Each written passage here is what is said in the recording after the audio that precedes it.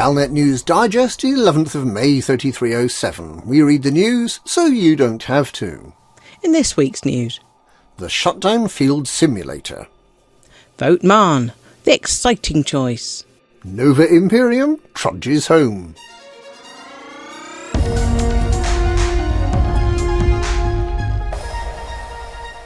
Commanders who earned the Kill Warrant Scanner Award by helping President Hudson clamp down on the civil liberties of federal citizens have discovered that their shiny new module has a secondary use. This miraculous Kill Warrant scanner is able to scan a ship at a range of 6.6 kilometres in just 2 seconds. This makes it the king of Kill Warrant scanners. Like many such modules, it has a resale value of 0, which means it costs nothing to rebuy if your ship gets destroyed, and it costs no more than 100 credits to transfer between stations. But its special party trick, when you've just encountered a party of hostile pirates whom you might just about be able to take on single-handed, is to shut off your ship's power. Deploy this module at your peril. The 4.8 megawatts this 1.3 ton module consumes not only makes it glow cherry red, it ensures that none of your core modules will be functional due to a lack of available power. If you're one of the unlucky ones and you've never experienced the terror of a Thargoid shutdown field, try fitting this module to your ship and you too can see what it's like to have all your modules go offline simultaneously. Even if you manage to get your power management sorted out just right, so you can run this module and still have the rest of the ship functioning, there's still a frisson of excitement to be had, knowing that turning on your zero-G defying space coffee machine will tip your power plant over the edge and cause your life support to malfunction. Trying to use your space electric toothbrush means your thrusters go offline. Getting your hands on this module was totally worth being complicit in the creation of a federal police state, wasn't it? Helping to create a police state in which every communication, every word, every thought of every federal citizen will be available for President Hudson and his cronies to read, in return for your very own Shutdown Field Simulator.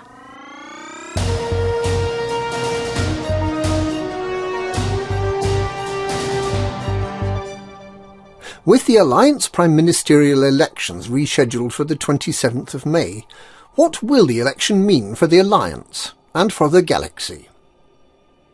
While not exactly perfect, the Alliance model has quite a bit going for it. Each star system within the Alliance is self-governing, allowing a high degree of local autonomy. That sounds great for democracy, but it isn't really. At least some of the Alliance's member systems are dictatorships and anarchies, where Alliance citizens have little or no say over how they're governed. Regardless of local politics, each system, depending on its population, sends at least one representative known as councillors to the Alliance Assembly, where common policies and treaties with other powers are agreed. Unusually, the Assembly does not have the power to create laws. Laws are a matter for individual star systems. However, the Assembly can vote to impose sanctions or take other corrective measures against member systems whose laws are incompatible with Alliance policy. The Prime Minister is elected by councillors in a form of semi-representative democracy, consensus politics and behind-the-scenes machinations in what, given the Alliance's love of hallucinogens, are almost certainly smoke-filled rooms. Being the Prime Minister is a thankless task of non-stop brokerage and mediation, and no Prime Minister has ever been popular enough to be elected for a second 6-year term. Most of them don't even make it to the end of their first term. And the reality is that a fair bit of the Alliance's decision-making is the work of unelected civil servants. On top of all of that, the Alliance military is almost entirely autonomous from the Assembly. The 6 fleets, made up of ships owned and run by Alliance member systems, are commanded by an admiral, and the 6 admirals, known as the Council of Admirals, are effectively in charge of Alliance security and a fairly large chunk of its foreign policy.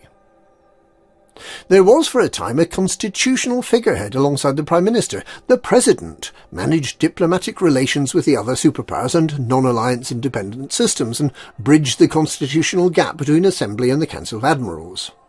The role was abolished in 3305 after President Gibson Kincaid, with the help of Admiral Yamamoto of the Council of Admirals, attempted to become the effective supreme leader of the alliance by having executive powers transferred to the President. Edmund Mahon, by delaying the prime ministerial election by 3 months, has made himself the longest-serving prime minister ever. The delay was immensely unpopular, and Mahon seems likely to be defeated by Councillor Nakato Kane, someone who wants to concentrate on Alliance core values and who has no ambitions to expand the Alliance into meta-alloy-rich territory. Mahon tried and failed to get the Serious Defence Cooperation Treaty accepted by the other superpowers. Had this been accepted, humanity might have had a unified approach to Thargoid incursions. Kane has no interest in such matters and is seeking to improve living standards, improve the economies, and create new trade routes that will benefit the Alliance core systems. Kane stands for all that is right in politics. She seeks to improve the lot of Alliance citizens and be a good neighbour for the other superpowers, independent systems and alien life forms. Mahon, often thought of as being beige and boring, is the candidate who will expand into Thargoid territory, steal their meta-alloys and fight them off. Mahon is the candidate who will keep the Alliance relatively interesting.